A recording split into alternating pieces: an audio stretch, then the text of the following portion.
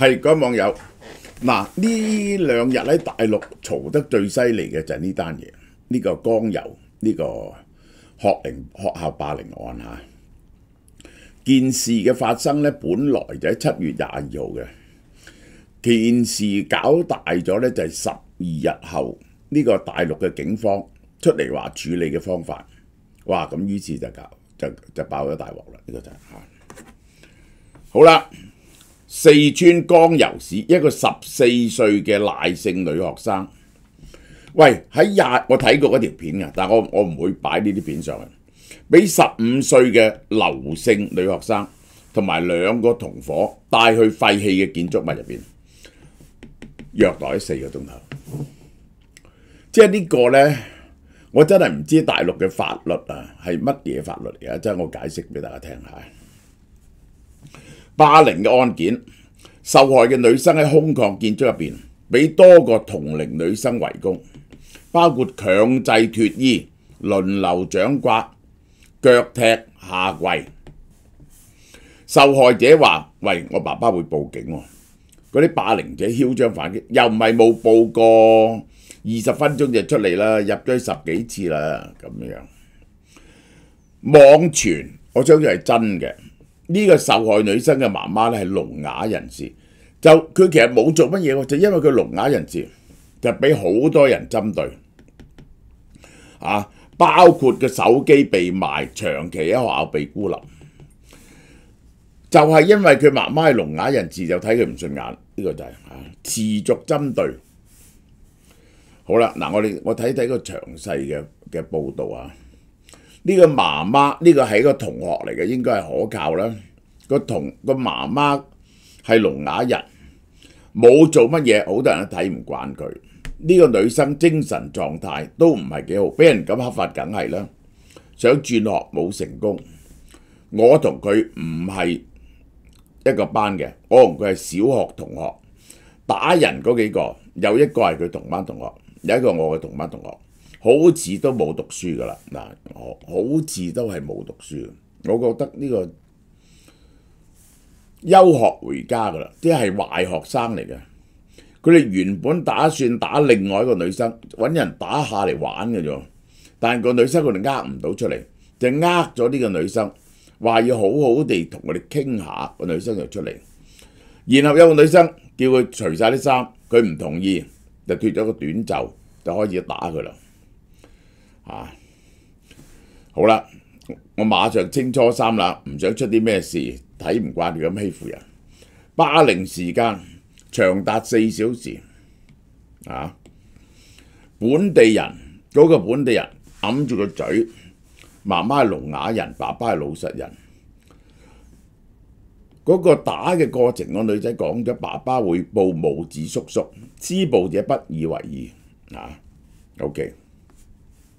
霸凌8月2號開始，佢係22號發生嘅，12日警方沉默咗12日，引起群情激憤。民眾對影片中霸凌者嘅殘酷手段同囂張態度感到震驚，質疑未成年人保護制度同司法公正性嘅問題。同行人員仲拍咗霸凌過程上傳網絡。現行法規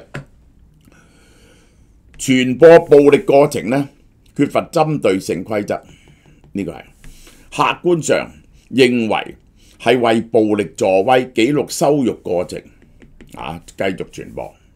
好啦，江油市公安局8月4號，嗱呢度開始搞大鑊啦，發布警情通報，係有呢件事，受害者頭皮傷失，好多處受到輕傷，既鑑定為輕微傷。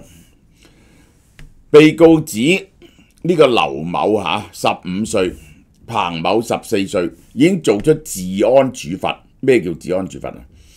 即係根據治安條例啊，其實治安條例可以扣留人嘅並送去專門學校，係咪啲管教壞孩子嘅學校？劉某月因為未滿14歲，只係受批評。教育責令監護人嚴加管教，民眾質疑處罰過輕，長達4小時嘅殘酷霸凌人為呢，並定為輕微傷不合理。專門學校矯治教育效果存疑，冇辦法對施暴者起到足夠嘅震懾作用。現行嘅治安管理處罰法將行政處分，將個門檻守喺14歲，12歲到14歲未成年人實施暴力行為，只要唔構成刑事犯罪，就無需承擔行政違法責任。只係批評教育。嗱，我首先講一講法律問題啊，嗱，呢一個英美嘅法律啊，香港嘅法律都係冇一個年齡嘅限制嘅。呢個係你無論幾多歲，就係你犯法咧，你都係要負上責任。不過年紀輕嘅人咧就唔坐監，就入教導所。嗱，呢個就係個分別，就會判咗入教導所。呢個就係入教導所咧，其實係一種坐監嚟嘅，你要明白。因為咧要入去住嘅啊，咁就係喺美國就唔係嘅，都唔係入教導所，係一樣可以告你咧，就只要你知道自己做嗰樣嘢係乜嘢嘢嘅時候，你有呢個犯意嗰刻咧，就係可以告你。你認識到你有足夠嘅智慧，明白到呢個罪行嘅時候咧，就可以告你。我哋睇睇呢單嘢牽涉到乜嘢嘢？佢將佢扣留咗喺嗰度4個鐘頭，啊！呢個係妨礙人身自由嚟喎，呢個係妨礙人身自由，啊！當然係唔俾佢走啦。呢個已經係嚴重嘅刑事，啊！呢班人咁圍住佢，咁毆打要佢除衫咧，呢個係算係 torturing 嚟嘅，呢個係非常之嚴重嘅，非常之嚴重嘅事故。就唔係睇佢表面有冇傷㗎嚇，我可以話俾你聽，好明顯，即係大陸咧，就係對於呢個我要咁講啊，佢哋嘅法例咧就好得意喎。你兩個人打交，只要咧冇重傷咧，咁佢就永遠叫你和解喎。啊，香港咧就唔係嘅。只要有人一喐手嗰個打人先嗰個，你唔好還手咧，佢一定被拉嘅。如果你要追究，佢一定被拉，係唔理有冇傷嘅。咁呢單嘢咧就係你知大陸嘅學校嘅霸凌嘅情況咧就好嚴重。呢個就係睇嗰個教育嘅心態同埋政府嘅心態。就香港咧，如果有人傳出霸凌嘅話咧，個學校咧就好驚嘅，呢個全部好驚。一傳咗出去咧，佢學校都有時會隱瞞，但係因為驚破壞咗校譽，但係咧一定會嚴肅處理嘅。咁大陸嗰啲學校咧就係佢哋係妥妥啊，唔想處理呢啲事嘅，唔想處理呢啲事。咁就係覺得僆仔打交冇乜嘢啦咁樣。咁呢個係唔係包庇嗰個呢一個施襲者咧咁樣？我唔肯定，坦白嚟講，我唔肯定。但係佢嗰個處理手法全部都係咁嘅，大陸嗰啲處理手法全部都係咁，係唔想認真去追究呢啲事。而咁梗係咁傳㗎啦，霸凌者家長同地方官員有關係，包括佢係江油市公安局副局長嘅女啊，施暴者嘅爸爸係律師啊，呢個係塔西佗陷阱。你無論乜嘢，佢都懷疑你包庇，認為打人嗰個有權勢。好啦，8月2號之後，8月3號，佢哋出咗個警情通告，佢哋就向相關部門下跪。嗱，呢啲好中意做嘅嘢，呢啲咧就係即係固然啦，就係香港人就唔會走去下跪嘅，大陸人就好中意去下跪嘅，呢個就係。即係求青天老爺昭雪啦，但官方咧冇視其訴求，霸凌者家屬至今都冇道歉，民眾憤怒情緒持續發酵。我唔知點樣處理喎，我唔識得，即係我唔知點解咁樣處理。好明顯，只要佢出嚟道歉，甚至去佢屋企道歉或者賠償咧，呢啲事咧就冇事嘅，即係賠一啲錢就冇事。唔係，咁呢個咧係公安機構冇叫佢出嚟道歉啫。我唔信佢嘅家長咧係唔肯出嚟道歉喺咁嘅情況之下。8月4號下晝，幾千個江油市民聚集喺市政府辦公室，要求嚴懲霸凌者，並為受害女性討回公道。嗱，初咧呢啲咁嘅嘢咧，根本係一件好濕碎嘅事，只要秉公辦理就得。我都唔明呢嘢有乜嘢咁難，但佢唔係。呢一次咧係採取強硬鎮壓嘅手段啊！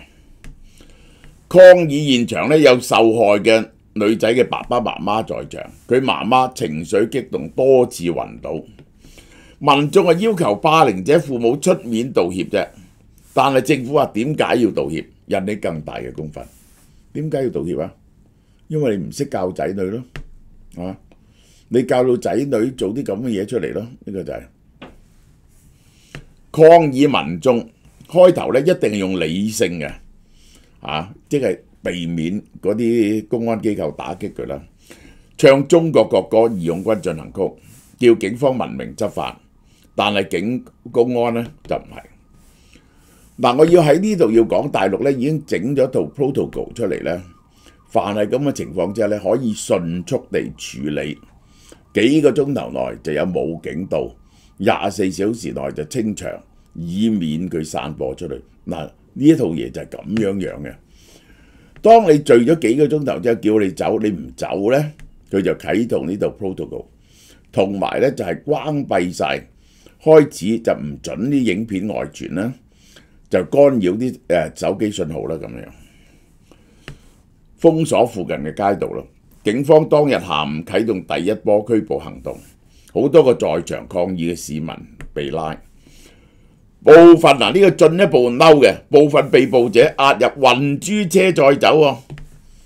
呢個好得意，呢件事係，因為咧你知喺任何一個城市，包括中國嘅城市咧，你揾巴士係咪容易過揾運豬車好多咧？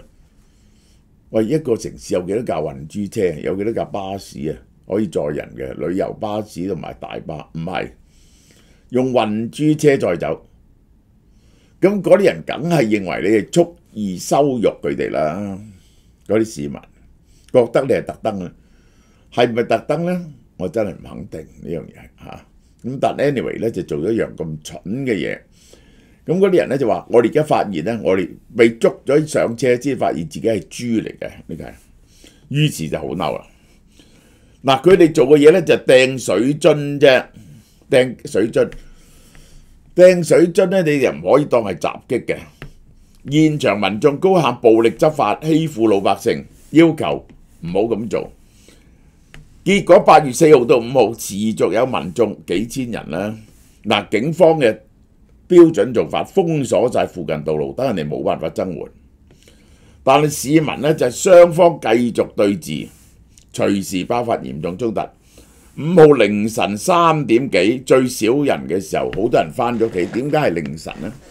我哋好多經驗啦，就係一啲人翻咗屋企啊嘛。咁呢個時候清場啦，出動警棍、警擊棒，暴力毆打市民，嚴重流血衝突，好多個市民喺混亂中受傷。我睇有啲人講一句嘢啫，就俾人撲埋去打。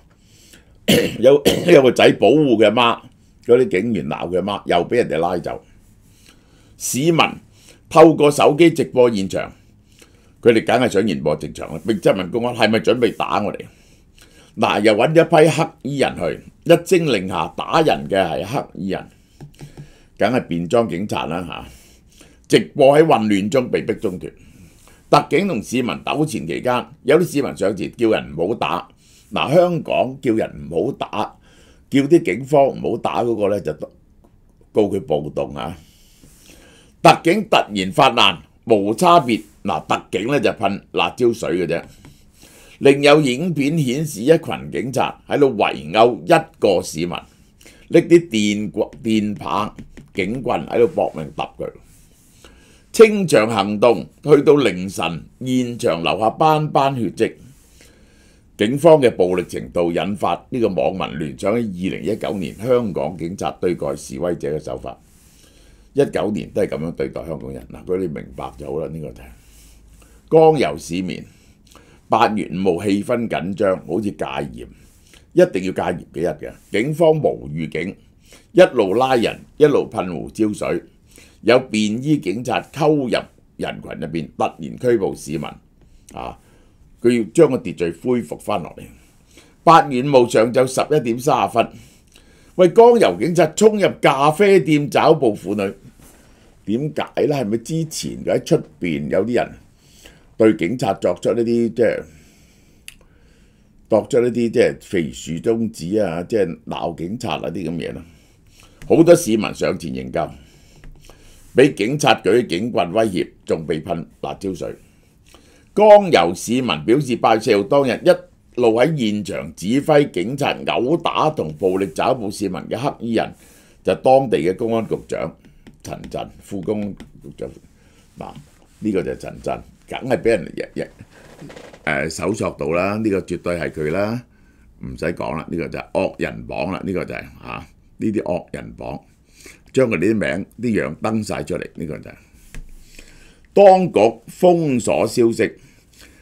係整咗嗰啲信號干擾機去嘅，軍用嘅信號干擾車，等你個冇網絡。江油一詞8月5號登上中國社群嘅熱搜，但呢個詞呢列出熱搜榜，唔準講，並各平台呢大規模屏蔽，轉咗用醬油代表咗江油。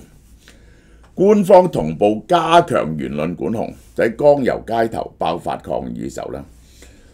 微博熱搜就係人民軍隊攻堅制勝，好好笑，呢個就係原來咁樣攻堅制勝，呢個就係呢個喂，呢一個係大家睇下中國新聞網點講編造江油霸凌事件，拉報導呢啲事件嘅人江油市一個未成年人喺校外被辱罵、毆打警情對違法人員治安處罰。呢一個係 OK， 一單咁嘅事，咁就係好普遍。即係我係想講咧，其實件事真係完全微不足道，亦都唔係牽涉到官方，但係官方嘅維穩態度就係咁。只要第一，呢啲事佢哋冚唪唥係大事化小，小事化無嘅，其實就係咁。第二咧就係咧，一有人上去示威嗰陣時咧，佢哋就立即迅速鎮壓，呢個就係而家係製造咗套準則，即係嗰啲武警咧係訓練有素，係識得點樣對付啲示威人群，盡早清場，以免呢一個星星之火可以燎原嘅。另一個好緊急要恢復秩序嘅就係因為體育會、運動會，好多個相關話題遭到封鎖，包括江油霸凌、江油霸凌者喊話。又不是沒有進去過，江油警察打人，閱讀量好高，討論量好低，即係唔準人討論。事件正值四川成都世界運動會8月7號開張，成都世界運動會，分析認為係想喺世運會面前快啲結束咗呢件事。8月7號，結果適得其反，結果搞到更加大鑊。呢段講到呢度。